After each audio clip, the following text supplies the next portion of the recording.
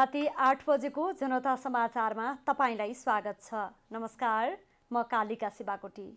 नमस्कार, म अनिस्मा बस्नेत। सबैभन्दा पहिले प्रमुख समाचार। नेपालमा कोरोनाका कारण 26 जनाको मृत्यु, थप 434मा संक्रमितको संख्या 11,000 नाग्यो। चीनसँग सीमा विवाद नरहेको परराष्ट्र मन्त्रालयको भनाई, दुई देशबीचको सीमा सम्झौताले निर्धारण गरे बमोजिम नै रहेको स्पष्ट। विद्युतीय राहदानी छपाईमा हतार नगर्न संसदीय समितिको निर्देशन, महामारीको समयमा राज्यको ढुकुटीमा दबाव नपार्न सुझाव। अहिलेकै गतिमा संक्रमण फैले अक्सिजन समेत अभाव हुने WHO को भनाई, अक्सिजन उत्पादन गर्ने मेसिन बनाउनु पर्नेमा जोड। र मेरीलिबोन क्रिकेट क्लबको अध्यक्षमा क्लेयर कनर नियुक्त, क्लबको 233 वर्ष इतिहासमा पहिलो महिला अध्यक्ष।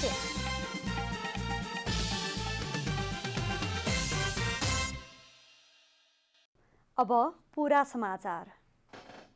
नेपालमा कोरोना भाइरस कोभिड-19बाट मृत्यु हुनेको संख्या 26 पुगेको छ।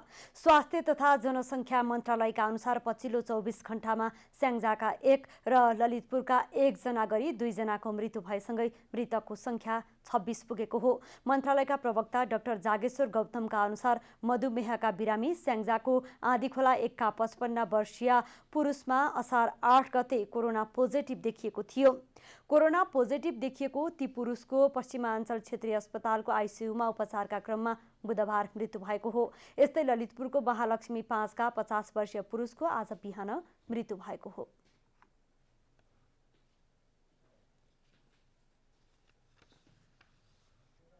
स्याङ्जा जिल्ला आँधीखोला 1 ठेगाना भएका मधुमेह तथा श्वास प्रश्वासमा कठिनाई भई फेवा सिटी अस्पताल पोखरामा उपचारका लागि भर्ना भएको, कोभिड-19 पोजिटिभ भएपछि 2077 साल असार 8 गते पोखरा स्वास्थ्य विज्ञान प्रतिष्ठानमा रेफर भई आइसियुमा भेन्टिलेटरमा राखी उपचार हुँदाहुँदै असार 10 गते राति 11:35 मृत्यु भएको छ। 5 महिना अघि मानव अङ्ग प्रत्यारोपण केन्द्र भक्तपुरमा मृगौला प्रत्यारोपण भएका, कोखो दुखेका कारण पुनः सोही अस्पताल गएको, पस फर्मेसन भएकोले अस्पताल भर्ना हुनुपर्ने भएपछि नर्भिक अस्पतालमा भर्ना भएको, कोभिड-19 पोजिटिभ भएपछि पाटन अस्पताल रिफर भएको र 2077 असार 11 गते बिहान 5 बजे पाटन स्वास्थ्य विज्ञान प्रतिष्ठान ललितपुर पाटन अस्पतालको आइसियुमा भेन्टिलेटरमा उपचार हुँदाहुँदै मृत्यु भएको। यस्तै नेपालमा कोरोना संक्रमितको संख्या 11,162 पुगेको छ। बिहिबार महिला 48 र पुरुष 386 गरी 434 जनामा कोरोना पोजिटिभ देखिएको प्रवक्ता डाक्टर गौतमले बताउनुभयो। आजको जम्मा महिला 48 र पुरुष 386 गरी जम्मा 434 जना संक्रमित भेटिनु भएको छ र हालसम्म कुल महिला 1142, पुरुष 10,020 गरी जम्मा 11,162 जना संक्रमित हुनुहुन्छ। आजसम्म 1,79,737 जनाको परीक्षण भएको छ।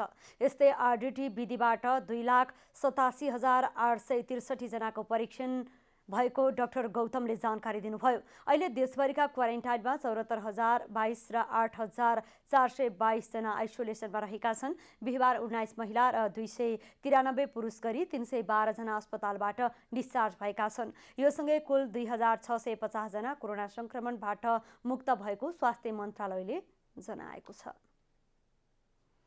सरकारले चीनसँग नेपालको सीमा विवाद नरहेको स्पष्ट पारेको छ। परराष्ट्र मन्त्रालयले बिहिबार विज्ञप्ति जारी गरी सीमा विवाद सम्बन्धी समाचार कृषि तथा पशुपन्छी विकास मन्त्रालयको एक रिपोर्टका आधारमा प्रकाशन भएको, तर कृषि मन्त्रालयले नै त्यस्तो प्रतिवेदन अस्तित्वमा नै नरहेको बताएको उल्लेख गरेको छ। कृषि मन्त्रालयले सीमा सम्बन्धी विषय आफ्नो क्षेत्राधिकारमा नपर्ने पनि उल्लेख गरेको पनि परराष्ट्र मन्त्रालयले विज्ञप्ति मार्फत जनाएको छ। त्यस्तै हराएको भनिएको 37 र 38 नम्बरको सीमा स्तम्भ राख्दै नराखिएको मन्त्रालयले बताएको बताएको छ। प्राकृतिक कारणले दुई देशबीचकै सहमतिमा ती स्तम्भ नराखिएको परराष्ट्रको भनाइ छ।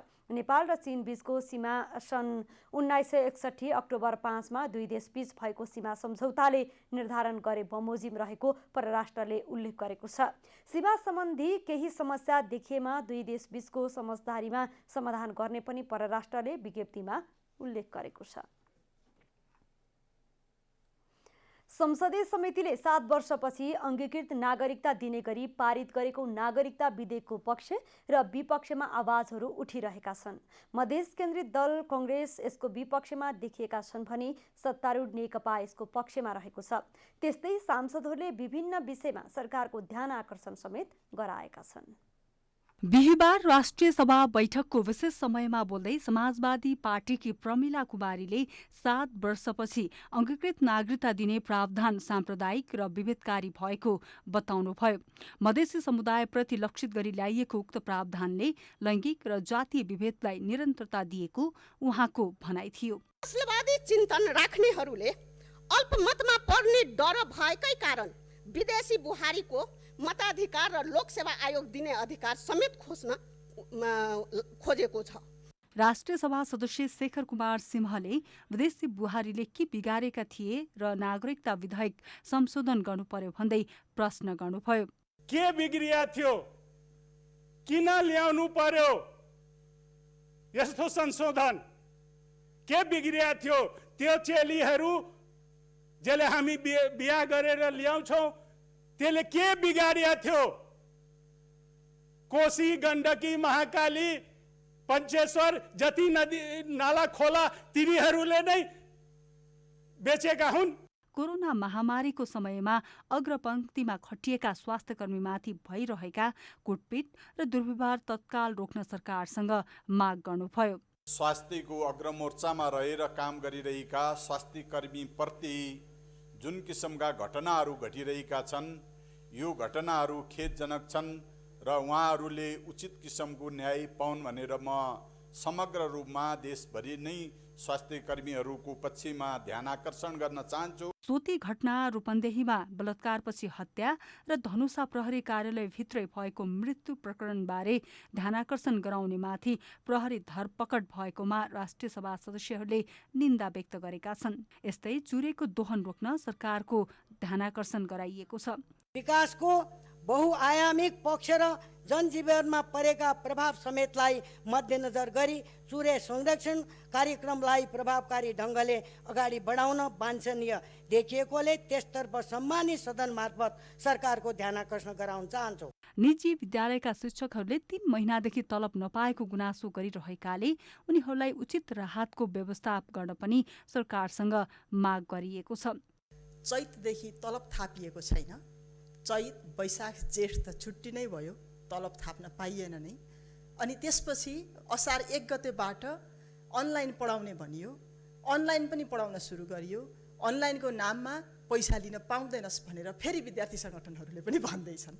अब कसो गरेर जीवन धान्ने, आफ्ना परिवार, आफ्ना बालबच्चालाई कसरी हुर्काउने, कसरी खुवाउने, के खाएर बाँच्ने र भोलि विद्यालय खुल्दा त्यो शिक्षक बाँच्नुपर्छ कि पर्दैन। बैठकमा राष्ट्रिय सभाका सचिव राजेन्द्र फुयालले सभाबाट पारित भई सन्देशसहित प्रतिनिधि सभामा पठाइएको नागरिक लगानी कोष दोस्रो संशोधन विधेयक 2075 र सङ्घ, प्रदेश र स्थानीय तह अन्तर्सम्बन्ध व्यवस्थापन विधेयक 2075 का सम्बन्धमा प्रतिनिधि सभाबाट प्राप्त सन्देशको जानकारी गराउनु भएको थियो।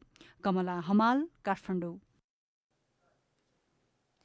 सांसदहरूले विद्युतीय राहदानी अर्थात् ई पासपोर्ट छाप्न हतार नगर्न राहदानी विभागलाई सुझाव दिएका छन्। कोरोना महामारीसँगै परीक्षणमा कठिनाई भइरहेका बेला विद्युतीय राहदानी ल्याउन खोज्नु समय सापेक्ष नभएको सांसदहरूको तर्क छ। संघीय संसद प्रतिनिधि सभा अन्तर्गतको अन्तर्राष्ट्रिय श्रम सम्बन्ध समितिले बिहीबार राहदानी विभागका महानिर्देशक रामकाजी खड्कासँग विद्युतीय राहदानी छपाईको आवश्यकताको विषयमा छलफल गरेको छ। छलफलका क्रममा सांसदहरूले अझै 2-3 वर्षलाई पुग्ने मेसिन रिडेबल पासपोर्ट अर्थात् एमआरपी मौजातमा रहेकाले हतारमा छाप्ने प्रक्रिया अगाडि नबढाउन सुझाव दिएका छन्। सांसदहरूले कोरोना रोकथाम तथा नियन्त्रणका लागि बजेट रकमान्तर हुन नसकेको अवस्थामा महँगो मूल्यको विद्युतीय पासपोर्ट छापेर राज्यको ढुकुटीमा दबाव नपार्न सुझाव दिएका छन्। करिब 5,50,000 चाहिँ कपिज अफ पासपोर्ट मौजात देखिन्छ। त्यो मध्येमा करिब 4,319 चाहिँ डिप्लोमेटिक पासपोर्ट चाहिँ मौजात छ भन्ने देखिन्छ भनेदेखि अहिलेको नेपालको फ्रिक्वेन्सीको रेटले मलाई लाग्छ 2025 सम्म यो स्टकले जति पनि पुग्छ। विभागले छाप्न खोजेको विद्युतीय राहदानीको लागत एमआरपी को भन्दा महँगो पर्ने भएकाले पनि अहिलेको परिवेशमा आवश्यकता नभएको सांसदहरूको भनाइ छ। सांसदहरूले अहिले ई पासपोर्टको लागि टेन्डर आह्वान गरेर राष्ट्रिय ढुकुटी खर्च गर्नुपर्ने औचित्यता के भनेर प्रश्न गरेका थिए। कोरोना भाइरसको न्यूनीकरणको लागि सरकारले पीसीआरलाई खर्च गर्न नसक्ने, मुलुकको अर्थतन्त्र कहाँ पुगिरहेछ अर्थमन्त्रीले डर लाग्दो सङ्केत देखाइराख्नु भएको छ। 6 लाख हामीसँग अहिले पनि पासपोर्ट छ, त्यसको वैधानिकता 2025सँग हामीसँग छ भने अहिले ई पासपोर्टको लागि टेन्डर आह्वान गरेर यत्रो ठुलो राष्ट्रिय ढुकुटी खर्च गर्नुपर्ने यसको औचित्यता के? यस्तै एमआरपी राहदानी खारेज गरी विद्युतीय राहदानी लागू गर्दा हुने आर्थिक क्षति कसले बिहोर्ने भन्दै सांसदहरूले प्रति प्रश्न गरेका थिए। त्यो एमआरपी लाई क्यान्सल गरेर ई पासपोर्ट लिँदाखेरि अब त्यो आर्थिक भार कसले बिहोर्ने हो? छलफलमा उठेका प्रश्नहरूको जवाफ दिँदै विभागका महानिर्देशक खड्काले सरकारले केही वर्षभित्रमा सेक्युरिटी प्रिन्टिङ प्रेस स्थापना गर्ने तयारीमा रहेकाले 3 वर्षको मागलाई पूर्वानुमान गरी 20 लाख थान विद्युतीय राहदानी छपाउन टेन्डर आह्वान गरिएको बताउनुभयो। अनि फेरि 5 वर्षलाई 50 लाख भनेपछि अब सेक्युरिटी प्रिन्टिङ प्रेस आउन अघि मान्यज्यूबाटै व्यक्त भए अनुसार लगभग 3 वर्ष जति लाग्न सक्छ भनेपछि हामीले 3 वर्षको लागि पूर्वानुमान गरेर चाहिँ 20 लाख थान पासपोर्टको लागि अहिले टेन्डर आह्वान गरेका छौँ। उहाँले राहदानीको पेज समेत बढाउन लागि जानकारी दिनुभयो। नयाँ प्रस्ताव अनुसार अहिले भएको राहदानीको पेज 32बाट बढाएर 64 सम्म पुर्याइनेछ। प्रतिनिधि सभाको विकास तथा प्रविधि समितिले सार्वजनिक यातायात व्यवसायलाई सहुलियत दिने व्यवस्था मिलाउन सरकारलाई निर्देशन दिएको छ। स्मार्ट लाइसेन्स र यातायात व्यवस्थापन सम्बन्धमा छलफल गर्न बिहीबार सिंहदरबारमा बसेको समितिको बैठकले कोरोना भाइरसका कारण समस्यामा परेका यातायात व्यवसायीहरूलाई राहत तथा सहुलियत उपलब्ध गराउन निर्देशन दिएको हो। कोभिड-19 को प्रभावका कारण सिर्जित समस्याले लगानी डुब्ने खतरा बढेकाले व्यवसायीहरूलाई सहुलियत प्रदान गर्न, बैंक ऋणको पुनर्तालिकीकरण गर्न र पुनर्कर्जा उपलब्ध गराउने विषयमा नीतिगत व्यवस्था गरी कार्यान्वयन गर्न भौतिक पूर्वाधार तथा यातायात मन्त्रालय र यातायात व्यवस्था विभागलाई निर्देशन दिएको समिति सभापति कल्याणी खड्काले बताउनुभयो। गर्ने वातावरण यथाशीघ्र तयार गर्न समिति नेपाल सरकार भौतिक पूर्वाधार मन्त्रालय तथा यातायात मन्त्रालयमा यातायात व्यवस्था विभागलाई निर्देशन गर्दछ। काठमाडौँ उपत्यका सहित मुलुकका प्रमुख सहरहरूमा प्रवेश गर्ने सवारी साधनको अत्यधिक मात्रामा धुलो थुपारी रहेको र यस सार्वजनिक भएको सन्दर्भमा यस्ता सवारी साधनलाई धुलो मुक्त पार्न काठमाडौँ उपत्यका र प्रमुख सहरका प्रवेश नाकामा आवश्यकता अनुसार वासिङ सेन्टर स्थापना गर्ने। समितिले कोभिड-19 को संक्रमणको अवस्थामा सार्वजनिक यातायात सञ्चालनको ठोस योजना बनाई कार्यान्वयन गर्न र उक्त कार्ययोजना समितिलाई उपलब्ध गराउन समेत समितिले मन्त्रालय र विभागलाई निर्देशन दिएको छ। देश संघीय संरचनामा गए पनि सामुदायिक विद्यालय र सरकारी स्वास्थ्य संस्थाहरूमा अझै कर्मचारी अभाव रहेको संसदीय समितिले ठहर गरेको छ। राज्यका निर्देशक सिद्धान्त, नीति तथा दायित्वको कार्यान्वयन, अनुगमन तथा मूल्याङ्कन समिति अन्तर्गतको शिक्षा तथा स्वास्थ्य नीति कार्यान्वयनको अवस्था अध्ययन उपसमितिको प्रतिवेदनले सामुदायिक विद्यालय र अस्पतालहरूमा कर्मचारी अभाव रहेको देखाएको हो। विभिन्न प्रदेशहरूमा गरिएको अध्ययनले विद्यालयहरूमा आवश्यक दरबन्दीको अभाव, भौतिक पूर्वाधारको अभाव देखिएको उपसमितिका संयोजक खेमप्रसाद लोहनीले बताउनुभयो। अपुग भएको भौतिक पूर्वाधारहरूको कमी भएको, विद्यार्थीको सङ्ख्याहरू रहेको भए पनि त्यहाँको विद्यालयको शिक्षकहरूको दरबन्दी कमी रहेको कारणले गर्दा केही समस्याहरू भएको, केही ठाउँमा त्यहाँको जमिनको विवाद भएको, त्यसको निराकरण गर्नुपर्ने, यी विषयहरू हामीले प्राप्त गर्यौँ। समितिले शिक्षा र स्वास्थ्य सम्बन्धी हुने नीतिगत भ्रष्टाचार जन्य क्रियाकलाप नियन्त्रण गर्न नसकेको र जनशक्ति व्यवस्थापनमा सम्बन्धित निकायले ध्यान दिन नसकेको लोहनीको भनाइ छ। सरकारबाट उपलब्ध गराउने स्वास्थ्य र शिक्षा सम्बन्धी सेवालाई सङ्घीय सरकारले प्रभावकारी गर्न नसकेको भन्ने देखियो। शिक्षा स्वास्थ्य सम्बन्धी हुने नीतिगत भ्रष्टाचार जन्य क्रियाकलापलाई नीतिगत भ्रष्टाचार जन्य क्रियाकलापलाई नियन्त्रण गर्न नसकेको, सङ्घ प्रदेश स्थानीय सरकारबीच डुप्लिकेसनको समस्या रहेको, शिक्षा र स्वास्थ्य सम्बन्धी क्षेत्रमा जनशक्ति व्यवस्थापनमा सरकार निकायले ध्यान दिन नसकेको। उपसमितिले समितिमा आफ्नो अध्ययन प्रतिवेदन पेश गरे पनि आज छलफल भने हुन सकेन। सांसदहरू न्यून संख्यामा सहभागी भएका कारण प्रतिवेदनमाथि छलफल हुन नसकेको समितिले जनाएको छ। एकाथरी होटल व्यवसायीले कोरोना संक्रमणका कारण 6 महिना होटल बन्द गर्ने निर्णय गरिरहँदा अर्काथरी व्यवसायीले भने होटल खोल्न पाउनुपर्ने माग गरेका छन्। सावधानी अपनाएर होटल खोल्न पाउनुपर्ने माग गरेका व्यवसायीले माग पूरा नभए आन्दोलनको चेतावनी दिएका छन्। देशभर 77 जिल्लामा करिब 80,000 होटल व्यवसायीलाई संगठित गरेको होटल व्यवसायी महासंघ नेपालले बिहिबार काठमाडौँमा पत्रकार सम्मेलन गरी सरकारले तोकेको सुरक्षा मापदण्ड अपनाएर होटलहरू सञ्चालन गर्न पाउनुपर्ने माग गरेको छ। यसअघि होटल संघ नेपाल हानको पछिल्लो बैठकले कोरोना भाइरसको कारण मारमा परेको र लकडाउन खुलेपछि पनि व्यापार हुने सम्भावना नरहेकाले असोजसम्म सबै होटल बन्द गर्ने निर्णय गरेको थियो। तर महासंघले भने संक्रमण जोखिम लम्बिने अवस्था निश्चित नभएको भन्दै सावधानी अपनाएर होटल व्यवसाय खोल्न पाउनुपर्ने बताएको छ। अति आवश्यक सेवामा राखेको तर लामो समयदेखि बन्द रहेका होटल व्यवसायलाई सरकारले जारी गरेको मापदण्ड अनुसारका सावधानीहरू अपनाएर खोल्न पाउने व्यवस्था तुरन्त लागू गरियोस्। महासंघले विभिन्न 14 बुँदा मार्फत पर्यटन क्षेत्रमा सबैभन्दा बढी प्रभावित होटल व्यवसायलाई बचाइराख्न सरकारसँग माग गरेको छ। महासंघले बन्दाबन्दीसँगै होटल सञ्चालन नहुँदा व्यवसायीलाई ठूलो मार परेको भन्दै होटलको घर भाडामा 50% तथा बिजुली पानी टेलिफोन इन्टरनेट महसुलमा विशेष छुटको व्यवस्था गर्न आग्रह गरेको छ। कोरोना संक्रमण सुरु हुने बित्तिकै महासंघले आफू मातहतका होटल शुल्क बिना क्वारेन्टाइनका रूपमा उपलब्ध गराउने घोषणा गरे पनि सरकारले महँगो शुल्कमा अन्य संस्थासँग सम्झौता गरेको भन्दै आपत्ति जनाएको छ। कोरोना संक्रमणका कारण विदेशबाट नेपाल फर्केका श्रमिकलाई आफ्नै खर्चमा महँगा होटलमा बस्न लगाउने निर्णयको महासंघले विरोध गरेको छ। कोरोना संक्रमण सुरु हुने बित्तिकै आफ्ना मातहतका सम्पूर्ण होटलहरू राज्यलाई आवश्यक परेका बेला शुल्क क्वारेन्टाइनका लागि दिन तयार रहेको कुरा सार्वजनिक गरेको महासंघलाई बाइपास गरेर 6 महिनाका लागि सबै होटल बन्द गर्ने भनेर सार्वजनिक सूचना जारी गर्ने निकायसँग सम्झौता गरेर विदेशबाट आउने नेपालीहरूलाई सस्तो दर रेट छाडी महँगो दर रेटमा बस्न किन बाध्य पारियो? यस विषयमा विषम परिस्थितिमा राज्यका तर्फबाट होटल व्यवसायहरू बीचमा पनि कसैले काखा र कसैलाई पाखा गर्ने खालको व्यवहार हुनुले हामी व्यवसाय अत्यन्त दुखित छौँ। महासंघले 1 वर्षको व्यवसाय कर तथा अन्य सबै प्रकारका राजस्व मिनाहा गर्न ऋण तथा किस्ता तिर्ने समयावधि 2 वर्ष थप गरी ब्याजमा सहुलियत दर कायम गराई सावामा गाविदिने व्यवस्था मिलाउन, होटल क्षेत्रबाट विस्थापित भई बेरोजगार श्रमिक तथा मजदुरलाई पुनर्ताजगी तालिमको व्यवस्था गरी रोजगारीको अवसर सिर्जना गर्नुपर्ने लगायतको माग गरेको छ। माग पूरा नभए आन्दोलन गर्ने व्यवसायीको चेतावनी छ। क्यामेरामा शैलेन्द्र गोविन्द अमात्यका साथ हरिशरण नेउपाने, काठमाडौँ। महामानव गौतम बुद्धको जन्मस्थान लुम्बिनीको प्रवेशद्वार रूपन्देहीको सिद्धार्थनगरमा रहेका होटल तथा पर्यटन व्यवसायीहरूले गरेको 25 अर्बको लगानी सङ्कटमा परेको छ।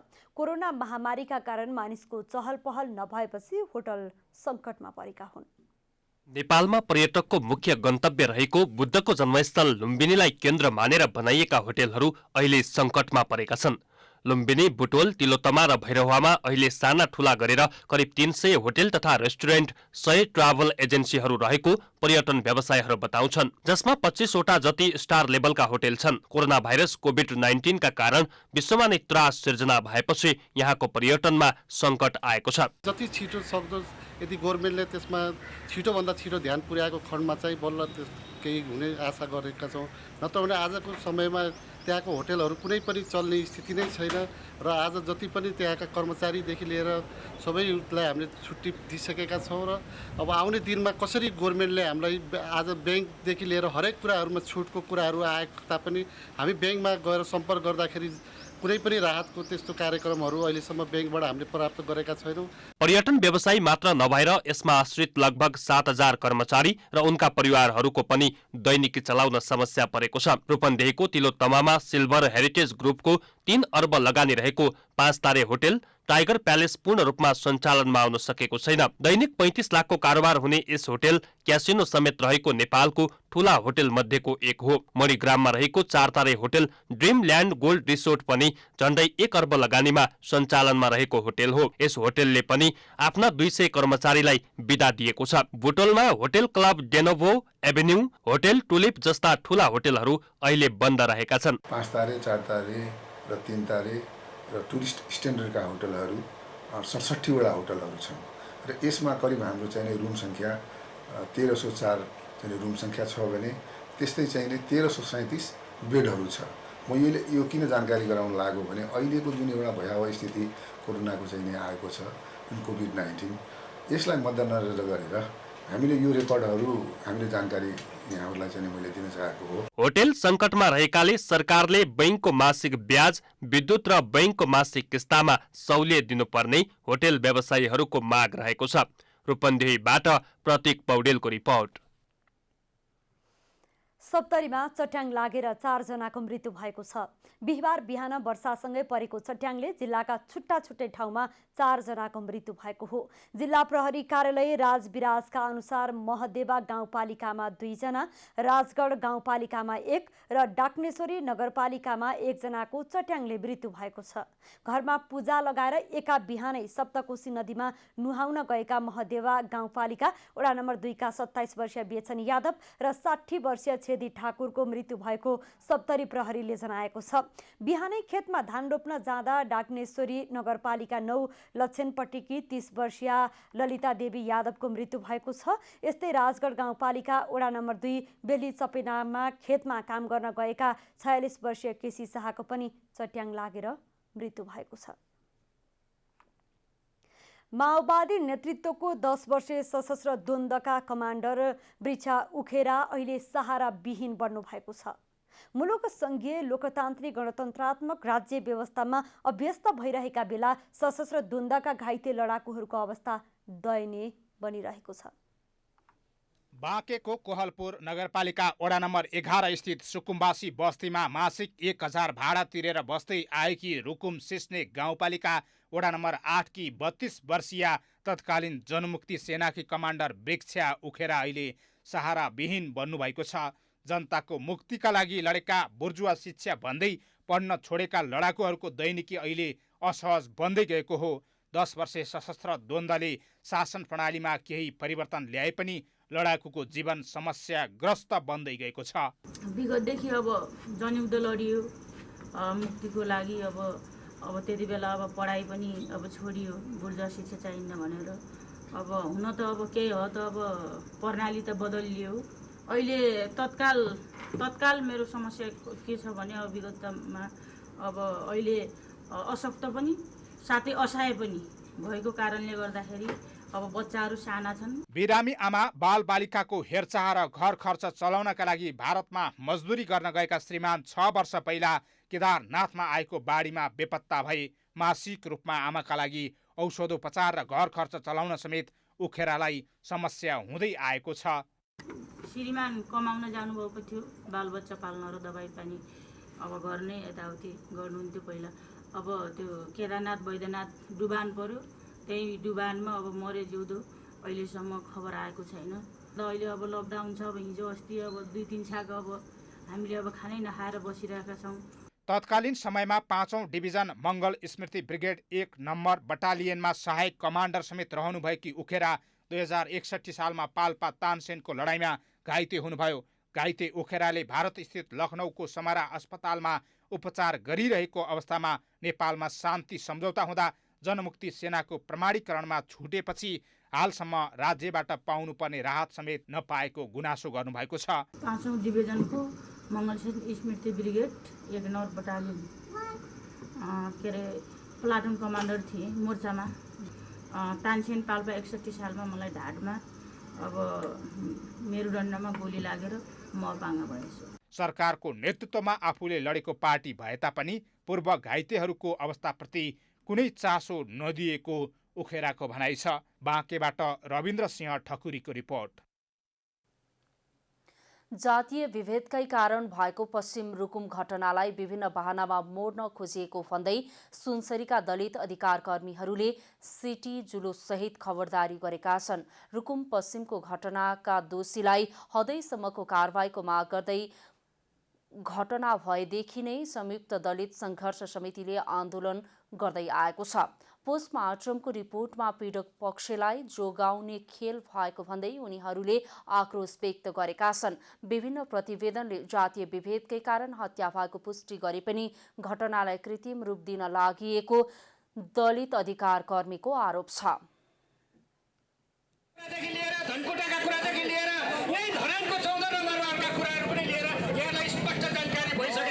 नेपाल सरकार कहाँ छ अनि हामीले कसलाई सोध्नु पर्ने हो? नेपाल सरकारले के गरिरहेको छ? नेपाल सरकारले गणतान्त्रिक नेपाल सरकारले के गरिरहेको छ? अब त्यो कानुनलाई टेकेर हामी दलित समुदायहरू समानताका निम्ति यो समाजमा सबै सम्मान भएर बाँच्नेछौँ, सबै सम्मान हैसियतमा रहनेछौँ। कुन सानो कुन ठुलो, कुन जाति कुन सानो जाति कुन ठुलो जाति कुनै हुने छैन भन्ने हिसाबले तपाईँ हामी अगाडि बढिरहेका छौँ। अन्तर्जातीय विवाहका लागि पश्चिम रुकुमको सोती पुगेका जाजरकोटका नवराज विकसहित 6 जनाको मृत्यु भएको थियो। राष्ट्रिय कलाकार समूहले पश्चिम रुकुम सोती नरसंहार र अङ्गिरा फाँसीको सहयोग सङ्कलन अभियान सुरु गरेको छ। काठमाडौँमा एक साक्षात्कार कार्यक्रम गरी समूहले पीडित परिवारलाई आर्थिक सहयोग जुटाउने अभियान थालेको हो। जातीय विभेदका कारण घटेको रुकुम पश्चिम हत्या घटनाका पीडितहरू र रूपन्देहीमा बलात्कारपछि हत्या गरिएकी 13 वर्षीय बालिका अङ्गिरा पासीको परिवारलाई न्याय दिलाउन पहल गर्ने समूहले जनाएको छ। कार्यक्रममा वरिष्ठ चलचित्रकर्मी निर शाहले रुकुम घटनाले आफूलाई अत्यन्त मर्माहत बनाएको र पीडितहरूले पाउने न्यायका लागि खबरदारी गर्न जरुरी रहेको बताउनुभयो। यसै मञ्चबाट म ती दिवंगत आत्माहरू, ती होनहार युवकका आत्माहरूप्रति हार्दिक श्रद्धाञ्जली अभिव्यक्त गर्न चाहन्छु। पीडकले उपयुक्त न्याय पाओस् भनेर त्यस घटनाको भर्त्सना गर्न चाहन्छु र मेरो व्यक्तिगत तर्फबाट र म संलग्न रहेको सम्पूर्ण संस्थाहरूको तर्फबाट यस कुमारजीलाई यो अभियानमा साथ दिने प्रतिबद्धता पनि अभिव्यक्त गर्न चाहन्छु। कार्यक्रममा पूर्व राज्य मन्त्री तथा दलित अगुवा जितु गौतमले रुकुम पश्चिमको घटनाले सडकदेखि सदन आन्दोलित बनेको र अदालतले दिने न्यायमा सिङ्गो समाजको ध्यान केन्द्रित रहेको बताउनुभयो। सिङ्गो राजनीतिक दलहरूमा एजेन्डा बन्दै गएको छ। सरकार पनि गम्भीर भएर आफ्ना कामहरूलाई त्यो घटनाको अन्तिम चरम फैसला नहुन्जेलसम्म सरकार होसियार हुनुपर्छ भनेर हामीले भनेका छौँ। अपराधको अगाडि कानुन नझुकोस्, असत्यको छायामा सत्य नलुकोस् भन्ने मूल नाराका साथ अभियान अगाडि बढेको छ। कार्यक्रममा कलाकारहरू एस कुमार, राजेन्द्र घतानी, सर्जक विपिन अनुरागी, रङ्ग पत्रकार प्रकाश सुवेदी लगायतले जातीय विभेद विरुद्धको साझा अभियानका विषयमा आफ्नो धारणा राख्नु भएको थियो। कोरोना भाइरस संक्रमणको जोखिमका कारण बन्द हवाई उडान सञ्चालन हुनु पूर्व बुद्ध एयरले अभ्यास गरेको छ। सरकारले डाउन प्रोटोकल बनाएर हवाई सेवा सञ्चालनको तयारी गरेसँगै बुद्धले उडान पूर्व आज अभ्यास गरेको हो। उडान सुरु भएपछि कुनै संक्रमित यात्रु जहाजमा भएको अवस्थामा अरूलाई संक्रमण फैलिनबाट रोक्न सकियोस् भनेर अभ्यास परीक्षण भएको बुद्ध एयरका प्रबन्ध निर्देशक वीरेन्द्र बहादुर बस्नेतले बताउनुभयो। प्रोटोकलका अनुसार तालिम दिएर अभ्यास थालिएको उहाँले बताउनुभयो। आन्तरिक उडान करिब 40 दिनपछि सुरु हुने भए पनि अभ्यास निरन्तर जारी रहने उहाँको भनाइ छ। बुद्धले नियमित उडान सुरु भएपछि आवश्यकता अनुसार यात्रुलाई सेनिटाइजर र मास्क दिने व्यवस्था पनि गरेको उहाँले बताउनुभयो। यात्रुलाई कम्पनीले नै भाइजर दिनेछ, तर भाइजरको लागत मूल्य 55 रुपैयाँ भने यात्रुबाट लिने उहाँले बताउनुभयो। हरेक उडानपछि जहाज डिसइन्फेक्सन हुने उहाँको भनाइ छ। अब आर्थिक समाचार।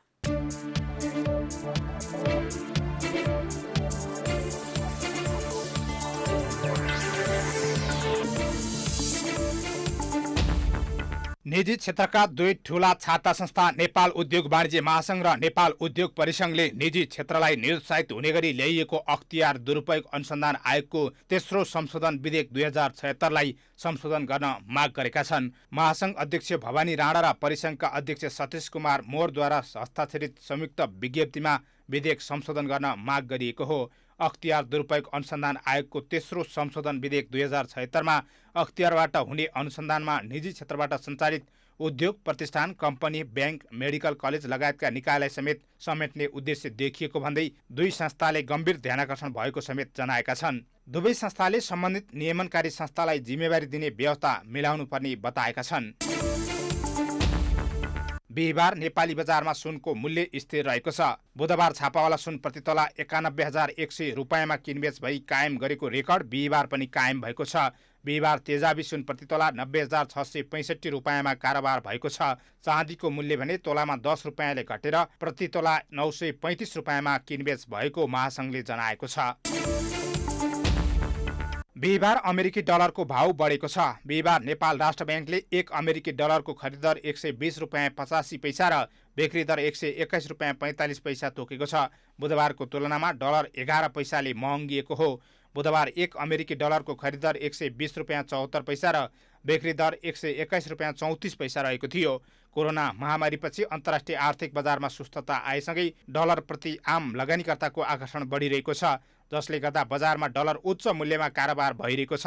भारतीय रुपियाँ पनि डलरको तुलनामा कमजोर बनेका कारण नेपाली मुद्रा डलरसँग कमजोर बनेको हो। भारूसँग स्थिर विनिमय दर भएका कारण भारू कमजोर हुँदा नेपाली रुपियाँ पनि कमजोर हुने गर्दछ।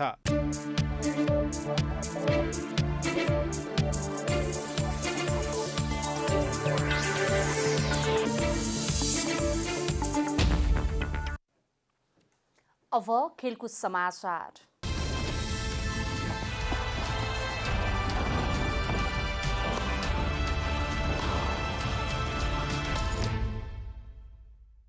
प्रिमियर लिग फुटबलमा आज राति चेल्सी र म्यान्चेस्टर सिटी आम्ने सामने हुँदैछन्। खेल चेल्सीको घरेलु मैदानमा नेपाली समयअनुसार राति 1 बजेपछि सुरु हुनेछ। शीर्ष 4को होडमा रहेको चेल्सीका लागि खेल 5औं स्थानको म्यान्चेस्टर युनाइटेडसँग अङ्क दूरी बढाउन र तेस्रो स्थानको लेस्टर सिटीसँगको दूरी घटाउन महत्त्वपूर्ण हुनेछ। यदि चेल्सी विजय भए सिटीको उपाधि होड सकिनेछ। यसको अर्थ मैदानमा अर्को चरणको खेल नखेल्दै शीर्ष स्थानको लिभरपुलले उपाधि उचाल्नेछ। लिभरपुल उपाधिबाट 1 अङ्क मात्रै टाढा छ। चेल्सीले सिटी विरुद्ध पछिल्ला खेलमा आफू अनुकूल नतिजा निकाल्न सकेको छैन, तर आजको खेलमा पोलिसिचको फर्मका कारण केही फाइदा उठाउने सम्भावना भने छ। यता चेल्सी विरुद्ध पछिल्ला केही खेलमा विजय भएको सिटी भने महत्त्वपूर्ण खेलाडी बिना मैदान उत्रिनेछ। लिगमा 30 खेल खेलेको सिटी 63 अङ्क सहित दोस्रो स्थानमा छ भने 51 अङ्क जोडेको चेल्सी चौथो स्थानमा छ। पहिलो स्थानको लिभरपुल 86 अङ्क सहित पहिलो स्थानमा छ।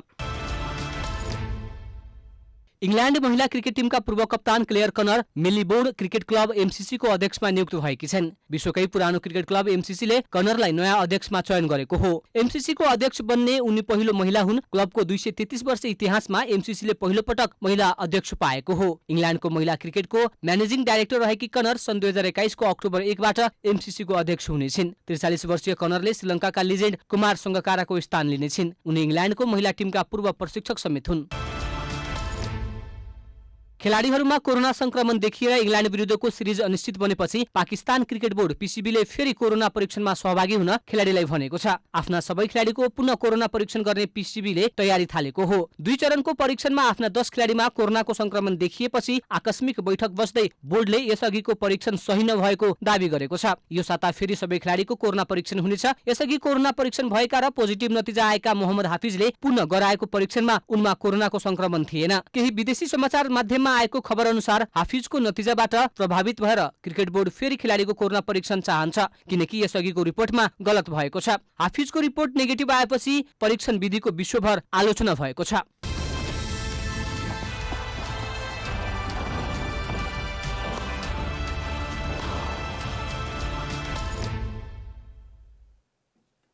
अब मौसम समाचार।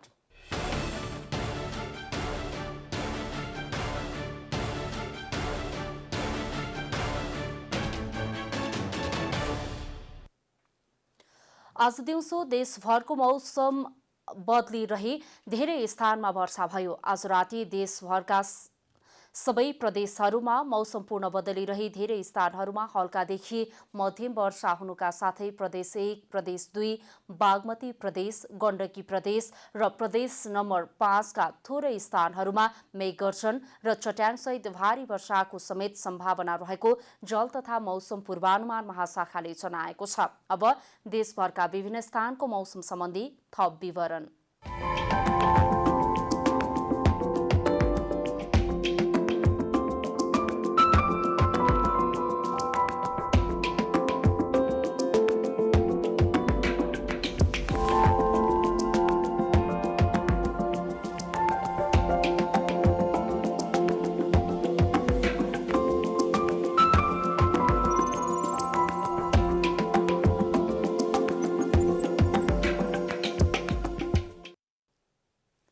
अन्त्यमा आजको डायरी। नेपालमा कोरोना भाइरस कोभिड-19बाट मृत्यु हुनेको संख्या 26 पुगेको छ। स्वास्थ्य तथा जनसंख्या मन्त्रालयका अनुसार नेपालमा कोरोना संक्रमितको संख्या 11,162 पुगेको हो। 2,650 जना कोरोना संक्रमण मुक्त भएको स्वास्थ्य मन्त्रालयले जनाएको छ। सप्तरीमा चट्याङ लागेर 4 जनाको मृत्यु भएको छ। बिहिबार बिहान वर्षासँगै परेको चट्याङले जिल्लाका छुट्टा छुट्टै ठाउँमा 4 जनाको मृत्यु भएको हो। जिल्ला प्रहरी कार्यालय सप्तरीका अनुसार महदेव गाउँपालिकामा 2 जना, राजगढ गाउँपालिकामा 1 र डाक्नेश्वरी गाउँपालिकामा 1 जनाको चट्याङले मृत्यु भएको छ। निजी क्षेत्रका 2 ठूला छाता संगठन नेपाल उद्योग वाणिज्य महासंघ र नेपाल उद्योग परिसंघले निजी क्षेत्रलाई निरुत्साहित हुने गरी ल्याइएको अख्तियार दुरुपयोग अनुसन्धान आएको तेस्रो संशोधन विधेयक 2076 संशोधन गर्न माग गरेका छन्। दुवै संस्थाले नियमनकारी सम्बन्धित नियमनकारी संस्थालाई जिम्मेवारी दिने व्यवस्था मिलाउनु पर्ने बताएको छ। कोरोना भाइरसको संक्रमणबाट गम्भीर बिरामी भएकाहरूको जीवन रक्षाका लागि मेडिकल अक्सिजन महत्त्वपूर्ण रहेको तर अक्सिजनको अभाव हुन सक्ने देखिएको भन्दै विश्व स्वास्थ्य संगठन WHO ले चिन्ता व्यक्त गरेको छ। धेरै देशमा अहिले मेडिकल अक्सिजन पाउन मुस्किल हुन थालेको र यसले गर्दा कोरोना भाइरस विरुद्ध अभियान कमजोर बनाउने WHO ले बताएको छ। प्रिमियर लिग फुटबलमा आज राति चेल्सी र म्यानचेस्टर सिटी आम्ने सामने हुँदैछन्। खेल चेल्सीको घरेलु मैदानमा नेपाली समय अनुसार राति 1 बजेपछि सुरु हुनेछ। यदि चेल्सी विजय भए शीर्ष स्थानको लिभरपुलले उपाधि उचाल्नेछ। लिभरपुल उपाधिबाट 1 अङ्क मात्रै टाढा छ।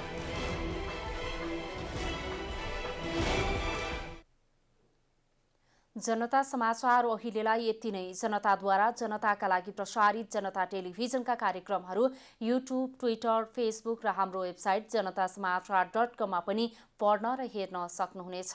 सूचनामा तपाईको सहभागिता, समयमा समाचार हाम्रो प्रतिबद्धता। कोरोना भाइरसको संक्रमणबाट बच्न नियमित रूपमा हात धौँ, भिडभाडबाट टाढै रहौँ। नमस्कार।